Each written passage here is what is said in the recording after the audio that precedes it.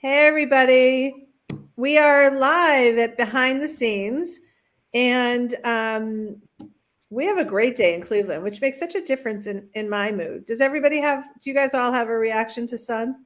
Oh, for sure. Someone just came back from London, and they were like a friend of mine, and she was going on and on and on about how much she loved London, which I have a kid who wants to move there, and it was gray the whole time. Yeah.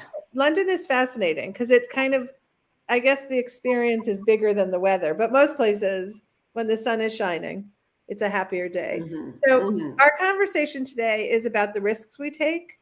And there's a lot of conversation going on right now about how it's the thing that gives us kind of the endorphins, like the worry before and then the joy after, or even just the sense of accomplishment afterwards.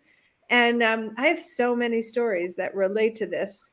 Um, one is new and one is old. So I'm going to give the old one and then I'll come back around at the end with the new one. But the old one is that I could not get up in front of a room of people and talk. Like I'm not alone in that. I know it's a very common thing, but it would like my brain would wipe clean. And I would think, how does one access thoughts? Like I couldn't, it's like so intuitive to do it. And then when you can't do it, it's like I don't know how to retrieve a thought. I literally am here empty and I'm supposed to be speaking. And hmm it went on for so many years that I mean, I think for 20 years I said yes when people asked me to speak publicly. And for 20 years I lost a week of sleep the week before and a week after because it was so embarrassing. And for some masochistic reason, I kept saying yes. It was so weird. I mean, I don't know why. I think I wanted to be good at it. Yeah. And one day I spoke and something clicked and I like stood there and I knew I had it. And afterwards, someone came up to me and said, "You're such a natural public speaker." Yeah. And I was laughing, like a natural after 20 years of sucking, like 20 years of being embarrassed, turning red, all of the things that go along with it. And I don't know what kept me at it, but all of a sudden one day I can get up in front of people. I still occasionally have a time. If I'm kind of intimidated by the group I'm speaking in front of, I can still go there. But typically, it's like talking. We all Yeah. could talk, right? Anyway, so yeah, I that's my big story. So how I, about you, Mindy? um, well, as most of you know, we are such a sports family. We don't have any other talent, music, drama, creativity, nothing. So for me, a big thing has been trying new things. Like sports have always been a part, especially of my kids' lives. And I think, Sue, one of the things I was going to comment is, I wonder if it's as we get older, it gets easier to take those risks. Maybe not, or easier to jump in. With age comes wisdom. I don't know, but for me personally, it's a couple of things. Like, I picked up pickleball, which I know huge. But for me, it's joining groups of organized play where I don't know anybody and just and to me that's really, even I went last Friday and it was like, there's a open, you kind of signed up, okay, and it's like, oh, who's going to be there, what's my level of play going to be, am I get, and my first game I was terrible, couldn't get my serve in, and by the end I was like killing it. And it felt great and I came home so happy. But it's that still, you kind of hope maybe they'll cancel, maybe it won't be there, but it's that nerves before. But that 100 years ago, I used to water ski, and then I tried that last summer. Couldn't get up, but I was determined to keep trying and trying and trying. And I think so. It's putting yourself out there. An old lady in a bathing suit. Who wants to see that? But I kept trying to get up and trying to get up, and I think it sets such a great example for our kids. If they can see us failing, like everybody saw me fail trying to get up on water skis, and then couldn't move my arms for 2 weeks, but you tried, and they were able to say you tried. And I see my boys now who are older doing things like my youngest ran his first half marathon last weekend, which he'd never done, and my oldest did a triathlon. So I think the more healthy risks we can take and let our kids see us fail at some and succeed, I think it's amazing. So What I that's love my about it is that I don't think I do it more now than when I was younger. I think when I was younger, the risk felt less because you're learning, you're kind of on this upward trajectory. But now I kind of feel like it's so easy to be marginalized as you age that, like, damn it, I'm going to be in there. I'm going to be trying new things. So it's like, it's a little bit of a determination not to let society say you can't do it. Yeah. Yeah. Yeah. All right. Who's next? Kamira, you want to go? Yeah. So I'm constantly taking risks, but that's only because I have a whole lot of fears. So a risk, yeah, a risk for me can be just ordinary life for someone else. And I've gone out of my way to make sure that our sons take risks, small and large. You know, if it's large, then it's calculated risk, so that they don't have as many fears, and so that they can see me conquering a fear. One of my favorite stories about it was when our youngest was, I don't know, maybe preschool. So then we had teens, and we were on vacation and on an island in the Caribbean. And we went to one of those dolphin facilities, you know, where you watch the dolphins jump, and they had dolphin push. Do you know what a dolphin push is? No. So you swim out. There's this huge facility with this really deep water, like really deep because the dolphins are in it. And you can swim out, and the dolphins will swim up behind you. Their nose hits your feet. They push you up in the water, and they keep going forward. And you're like doing this in the water. Wow. And then you can do it with two, one on each foot. I'm a poor swimmer. It is ugly to watch me swim. It's just, and I spend most of my life around water, but I've never conquered swimming. I like to in it and everything. So when we were doing this, our youngest decided, for some reason, he was afraid of the dolphin. He had seen dolphins before, but that day he was afraid of the dolphin. And I'm holding him with pictures of me holding him, getting him to pet the dolphin and warm up to it. And this young lady who was working there, who was not much older than our oldest, decided to give me advice and tell me if I did the dolphin swim, then I would be proving something to my child and I would be a good mom. And, you know, there are people all around me. There are different pods of people doing this dolphin stuff.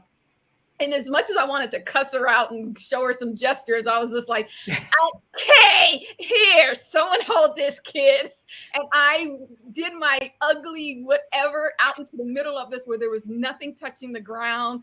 And it was so noticeable that apparently everybody from all the other pods turned around and the dolphins came, and I was the ugliest person. Like, I wasn't going straight, but I was doing it. And they all were cheering me the entire go mommy, go mommy. I used that for years. Yeah. Whenever someone didn't want to do anything, I was like, if mommy can do the dolphin push, you can do whatever. Right. That's amazing. That's an amazing story because it's scary, right? I would think just with that dolphin's a big fish. Just that part. Never mind letting them push you out of the water. Yes. I love the image of you, arms out, like, you know. Wow. That's amazing. That's a great story. All right, Jess. Yeah, I was gonna say, because like I'm weird. I'm not much of a risk taker. I like to stay at home and not interact with new people, and like it, for some reason it's not what's the word? It's not like stage fright. Like after I completely whiffed it during the 8th grade choir concert and forgot my solo and just stood staring into the microphone, somehow that like turned off any potential to feel embarrassed about public speaking. And I don't understand why, but I'm really bad at like going out and meeting new people and connecting with people. And actually at the beginning, I've talked about this before, I think, but at the beginning of the pandemic, you know, like the world shuts down and suddenly it's much harder for me to even like even try to meet new people. And I ended up starting to go to some like online, like, you know, like Twitch streams. And then I joined a Discord server with a bunch of people. And it was like the first time and I was absolutely terrified. It took me like 24 hours to like click the link that was like, join here. And I'm like, but what if they don't like me? And I've ended up making some really wonderful friends there. And it just took, you know, me hyping myself up for several hours, staring at a link on a screen, convincing myself to just try talking to new people for once in my life. And I don't know, I'm still not great at risk taking. I still don't like go out and meet enough people in real life as I would like. But yeah, baby steps, I guess. Baby steps. Because I think, honestly, Jessica, I think it's still hard to go into a group by yourself. Like I joined a women's charity thing up here, and it was a meet and greet. I hate those. Just show up and hi, having to go up to somebody, and if there's two people, that I think I still have it. That still gives me kind of that stomach turn where you're like, that's my nightmare scenario. Actually, I did a project in college where I was like, I just go to random dining halls, sit with somebody and be like, hey, can I interview you? And I wrote like an article, like a little thing for a class about it, of just like this weird project where I'd go up and just chat with strangers for a while. And somehow that was easier than trying to like actually make friends, because there's like a script, there's no like real expectation. Yeah, I have found that when I give myself a mission, it's so easy for me if I'm in charge of the meeting to go and greet everybody, because I feel like I have a role. So like Jessica, I was at a wedding weekend that was my husband's closest childhood friend, and nobody really cared about me. Like they were all into Dan. And I was like, I'm going to die. It was a whole weekend. So every time I stood next to somebody, I interviewed them. And it was fascinating. First of all, people will tell you anything. And such a small fraction of those people were interested in reverse. Like they responded to all the questions. They shared much more than I cared about, and they probably wanted to, but they never said, so how many kids do you have? Or what do you do? Or anything. And it was like having a social experiment. So that I do that all the time when I show up at places and I'm overwhelmed. I'm like, okay, step back, just, be the person who's like observing the crowd and trying to get some data out of it. And I'm like Jessica, it changes the whole thing. Yeah. Well, actually, my dad one time was talking to me like, how are you so bad at like going out and meeting people and making friends, and yet you do Dungeons and Dragons all the time? I'm like, in Dungeons and Dragons, I have a job, and it is to be an elf healer, and that's it. Like yeah, you know your role. It's when you don't know your role, right? I'm acting. Yeah. Yeah. I always tell my kids, 4 of my 5 did musical theater. So when they do something that is like out of their comfort zone, I tell them to play the part of. Like pick the person who does it well, pick the whatever it is, whoever it is. They did acting for their whole lives. Like, of course you can go in as someone else, just do it. So I think the underlying theme here is we all have social anxiety when I mean, it's just true. It's so hard to walk into a room of people you don't know and figure out like I once went to something that I was so nervous to go to. And I bravely entered this massive room of people, and I saw an empty seat, and I went over, and the woman said, "Oh, I'm so sorry. I'm saving that for my friend." And I went home. I left and I went home. I was like, this is horrible. I'm not doing that. Oh, that's tough. That's tough. Oh, yeah. I know, because I had used up all of my energy to get to the table, to sit down. That was it. I was done. But, I along that line a little bit too, I always think I can always leave. And, I can always, right? I can always just do that. What do they call it? An Irish goodbye. I'll just sneak out. No one will know I laughed. No one. But I keep that in the back of my mind, because it's hard. It's hard to do new things, but I think it's really good for us and our kids. Myra, you're not jumping in on the social stuff. Do you get anxiety, or you're fine with that? I do. I'm really bad at talking small talk. I like a program. I like to have a role. So I was an event planner for a lot of years, and people think that, so she must be really good at parties. And I'm not, because I had a role then.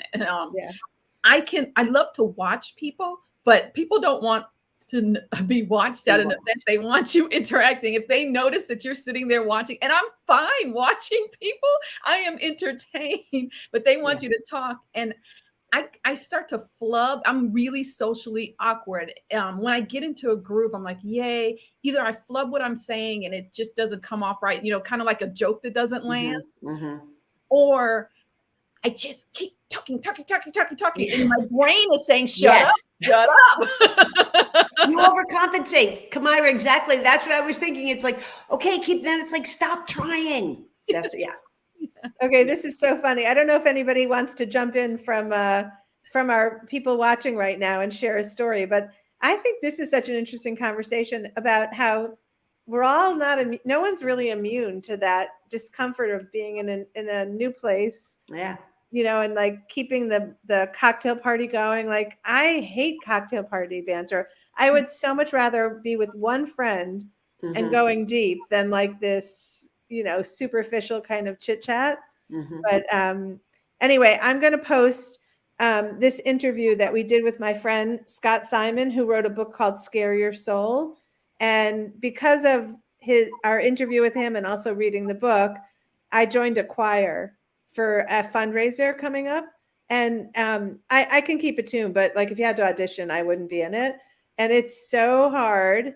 People read music, so they show up and they start singing, and I'm like, I know it's a C, but I don't know what a C sounds like. You know, like I'd have to pluck it on the piano. So outside my comfort zone. Mhm. There's one song where you have to like do rhythm and sing. So I can do the rhythm and I can do the singing. I cannot do both of those things at the same time. And Yeah. the only reason I said yes to this and pursued it was because of Scott's interview, where he talked about how important it is. It keeps our lives interesting and it keeps us engaged. And it's just, I'm finding it thrilling, even though I'm terrified every time I go to rehearsal. So thank you, Scott. I'm posting the link to the interview with him.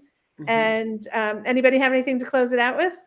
I would just say, I think the comfort zone is knowing you can fail. And I know that's big these days. And I think it's really important for us, for our kids. You know what? It's okay if you're not good at it. It's okay if you don't go to that party and make a ton of friends. Or I think, to me, that knowing it's okay that you can fail is a huge encourager, or I think it helps. I can't think of the right word, but knowing you can fail kind of gives you permission to go out there and try more things. So maybe that's something we keep in mind for our kids, especially. Yeah, I think that is the best way to end this conversation, because the truth is, failing is such a stigma. Like, you are supposed to do everything to avoid failing. But what if you went at it and you were like, okay, if I do it, fine, and if I can't do it, well, no big deal. Like, Mhm. living life like that is not a terrible way, unless you're being paid at a job that requires you Right. to deliver more than failure. Yeah, that is not okay. Yeah. That's not okay. Okay, Yeah. everybody, thanks for being here with us today, and we will see you next Monday.